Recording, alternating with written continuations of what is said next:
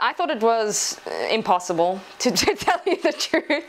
I first heard about it, an athlete that I coach through Triathlete. She had GI distress. Every single Ironman she'd done, she was a great athlete, but she always ended up with these crazy long runs. And she said she spent half the time in the restroom, or in the line for the restroom of the Ironman. And so she had heard wind from a friend to try UCAN.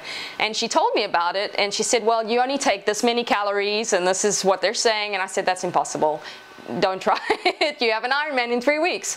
So after I read up and researched a little bit, I said, well, try it in your training, and if it works in your training and your race rehearsals, you can go ahead and do it. And she did.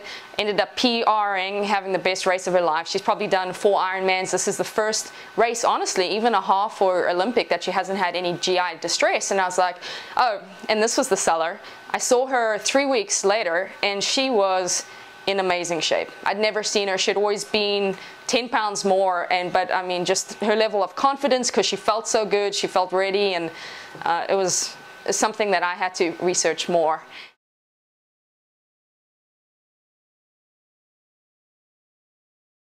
When I first started trying it, first of all, I was full. I didn't need to fuel myself with anything else. I would go for 2-3 hours of training. It ended up actually being more, where I had steady energy. I wasn't hungry, but then I also had my best training efforts for those workouts, as well as the ones after. Before, I'd always train, and if I had a really hard session, I would be completely wiped out that afternoon, the next day, and I'd kind of have this ripple effect of low energy. And yes, I wasn't having that anymore. I was able to hit every single workout in succession.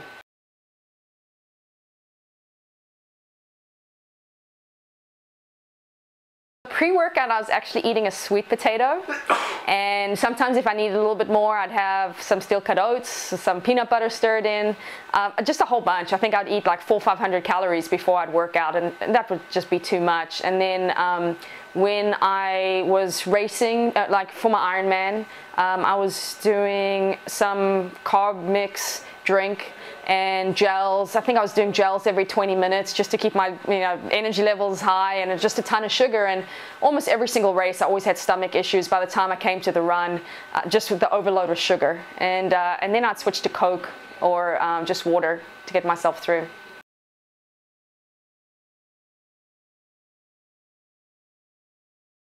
Pretty much I take the protein enhanced first thing, because I like to get up and work out first thing in the morning, and so it is in exchange for my breakfast. So I do one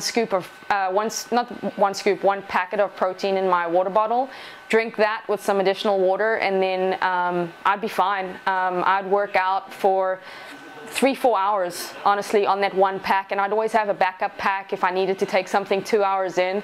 Never had to, and I mean, I've had steady energy, good paces and results every single time.